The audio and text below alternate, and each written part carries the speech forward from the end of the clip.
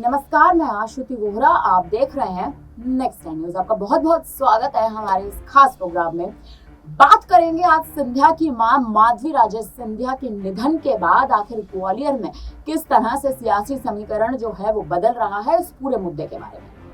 कहीं ना कहीं जब से सिंधिया की राजमाता, ग्वालियर की राजमाता सिंधिया की मां माधवी राजे सिंधिया का निधन हुआ है, उसके बाद से ही कहीं ना कहीं राजनीतिक समीकरणों में, राजनीतिक गलियारों में हलचल तेज है कि अब समीकरण बदलते दिखाई दे सकते हैं। लेकिन कहीं ना कहीं उनके निधन के बाद अब कयासबाजी तेज हो चुकी है कि ज्योतिरादित्य सिंधिया अपनी मां माधवी राजे के खातिर कांग्रेस में वापसी कर सकते हैं।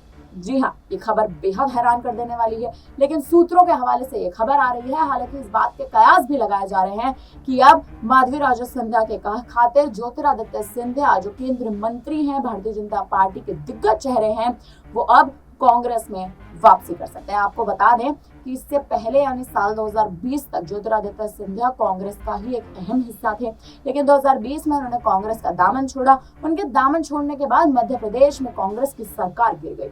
मध्य प्रदेश में कांग्रेस की सरकार ने गिरने का सबसे बड़ा कारण ही यही था कि ज्योतिरादित्य सिंधिया ने कांग्रेस का दामन छोड़ा था और दामन छोड़ वो भारतीय जनता पार्टी में शामिल हो गए थे। यानी मध्य प्रदेश में उन्होंने शिवराज सिंह चौहान के साथ हाथ थाम लिया था।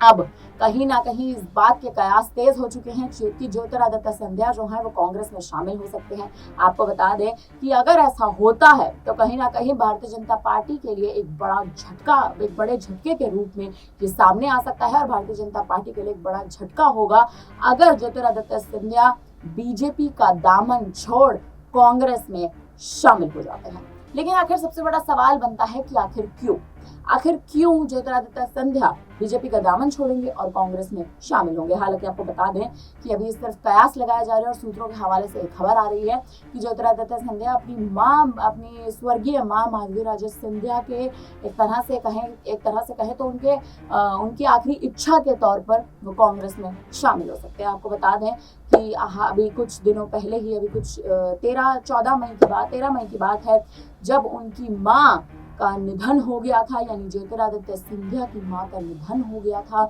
उनके निधन 15 मई की बात है, जब उनकी मां का निधन हो गया था। निधन के बाद से ही ग्वालियर में, मध्य प्रदेश में शोक की लहर जो है वो अपने चरम पर पहुंच चुकी है। मध्य प्रदेश में चाहे भारतीय जनता पार्टी के नेता हो, चाहे कांग्रेस के तमाम नेता हो, राजमाता माधवी राजे के निधन पर तमाम तरह से और तमाम तरीकों से शोक जताए जा रहे हैं, क्योंकि उनके निधन की कहीं ना कहीं आपको बता दें कि कल्पना नहीं की जा रही थी, उम्मीदें नहीं लगाई जा रही थी। आपको ये भी बता दें कि माधवी राजे सिंधिया पिछले कुछ समय से वेंटिलेटर पर थी। न्यूमोनिया के कारण उनका निधन हुआ है, जिसके बाद से पूरे सिंधिया परिवार को एक झटका लगा। एक झटके के तौर पर पूरे सिंधिया परिवार के सामने एक जो शोक की खबर है कि वो घड़ी के तौर पर सामने आया है। और लोकसभा चुनाव में माधवी राजे सिंधिया का यूं निधन हो जाना, उनका अंतिम सांस लेना और सिंधिया परिवार का झटका लगना, सवाल अब सबसे बड़ा ये उठता है कि गुना की विधानसभा सीट पर चुनाव मतदान हो चुका है। कहीं ऐसा ना हो कि जो वोट बटेंगे और सिंधिया परिवार के साथ जो एक घटना किस्म की हुई है, एक तौर पर जो सिंधिया परिवार इस वक्त इस इमोशनल दौर से जो गुजर रहा है, कहीं सिंधिया के लिए ज्योतिरादित्य सिंधिया, केंद्रीय मंत्री ज्योतिरादित्य सिंधिया के लिए कहीं ये बुरी खबर के तौर पर सामने ना आ जाए।